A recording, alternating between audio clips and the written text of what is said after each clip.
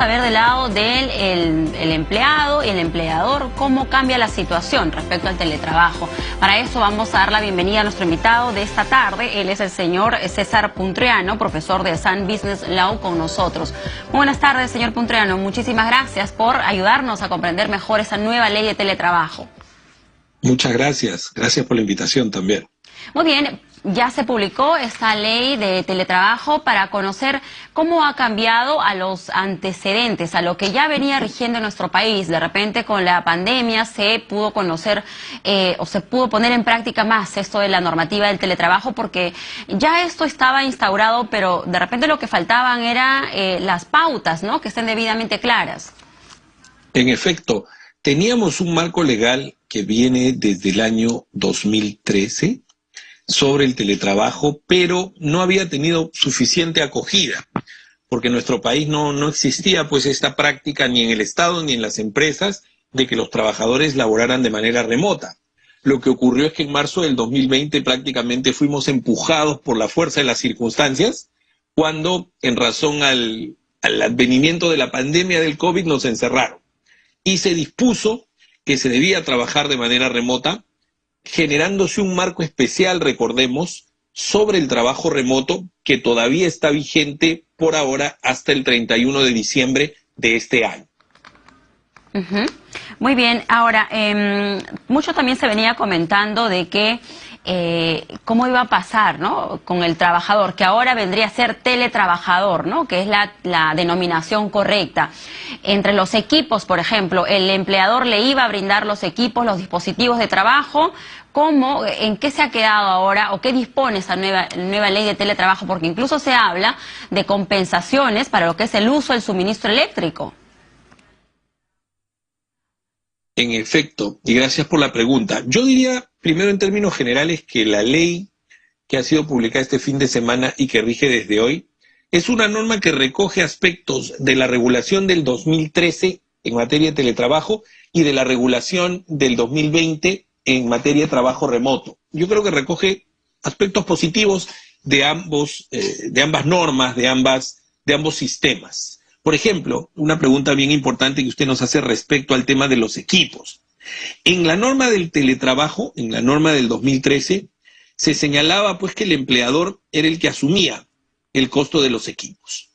Y ahora, con la norma del trabajo remoto, esta que está vigente hasta el 31 de diciembre, no dice que el empleador asume los equipos, con lo cual esto ha pasado a ser optativo.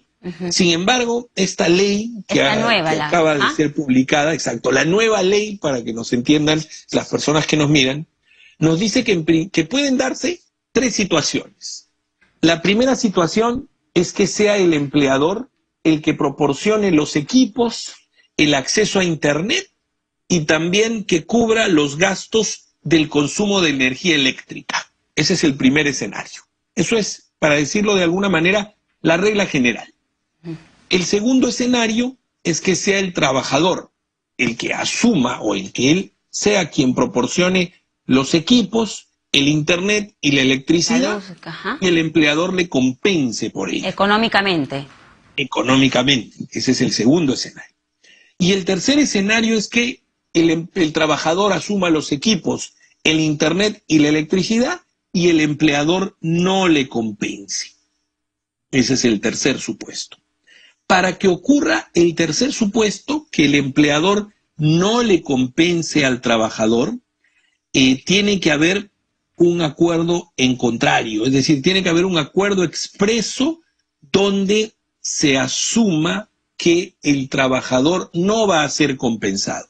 Si no hay ese acuerdo, el trabajador va a ser compensado.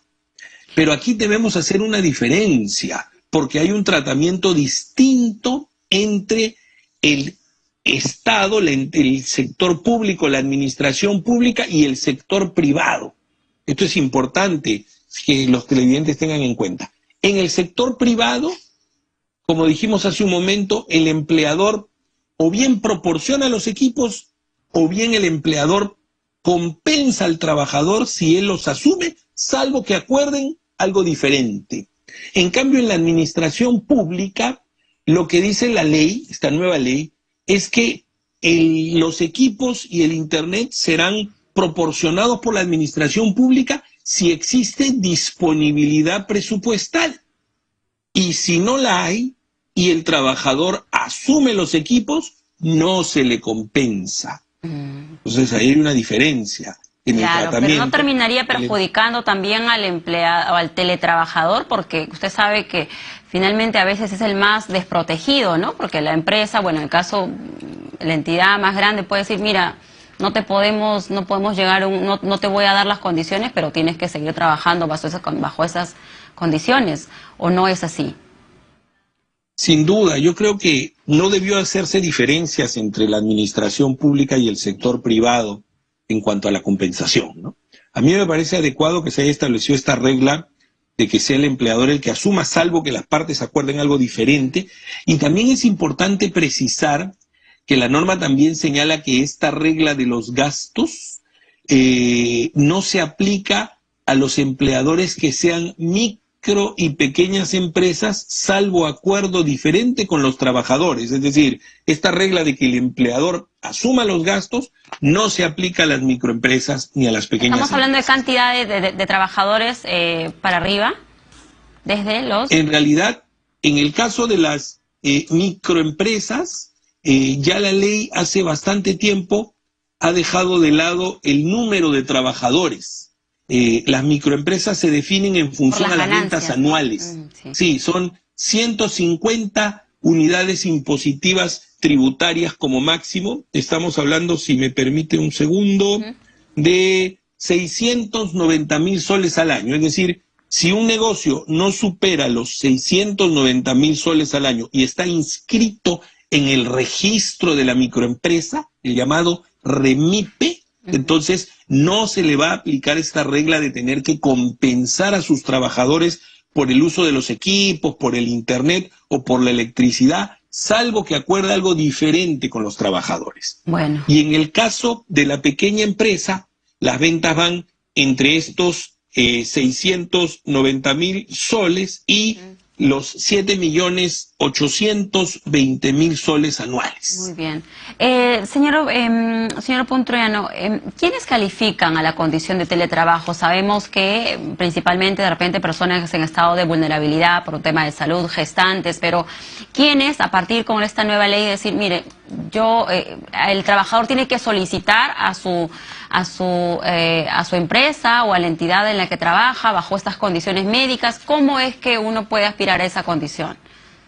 Buena pregunta. El teletrabajo, en principio, por regla general, no es obligatorio. ¿Y a qué me refiero con esto? O sea, el trabajador no puede imponer el teletrabajo. Normalmente se llega de común acuerdo, o el empleador lo dispone, o el trabajador lo solicita y el empleador lo evalúa. ¿Lo solicita por temas de salud, de vulnerabilidad?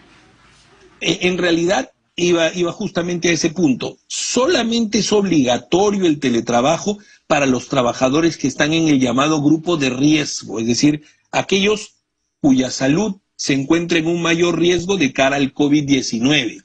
Por ejemplo, las personas que tienen cáncer, las personas con diabetes, las personas con hipertensión, síndrome de Down, gestantes. Hay una lista que el Ministerio de Salud ha aprobado hace un tiempo, que son los llamados grupos de riesgo. Para ellos sí es obligatorio el teletrabajo hasta el 24 de febrero del 2023, que es cuando termina la emergencia sanitaria. En los demás casos, el teletrabajo es voluntario. Muy bien, y por último nada más, hay que también respetar, ahora se dispone la desconexión digital, ¿no? No porque haga teletrabajo debo de estar conectado más horas por encima de mi jornada laboral. Es correcto. Esto es una medida positiva que se recoge de la norma sobre trabajo remoto, de esa que está vigente hasta fin de año, que efectivamente recogió este derecho a la desconexión digital, que significa, como usted bien ha señalado, que el trabajador no puede laborar, no puede tener reuniones, no puede contestar correos, no debe en realidad fuera de su jornada de trabajo, y en aquellos trabajadores que no están sujetos a la jornada, como los gerentes, por ejemplo, la norma dice que hay que darles por lo menos 12 horas de desconexión durante cada 24 horas. Y eso es muy positivo, sin duda. Muy bien, señor Punturiano, muchísimas gracias por ayudarnos a comprender un poquito más o mejor de lo que es esta nueva ley de teletrabajo y esperamos realmente que sea para bien, ¿no? No es un poco sacarle la vuelta a la normativa, sino por el contrario, darle las mejores condiciones al teletrabajador en adelante. Agradecemos a César Punturiano, profesor de Sun Business Law, con nosotros. Muy buenas tardes.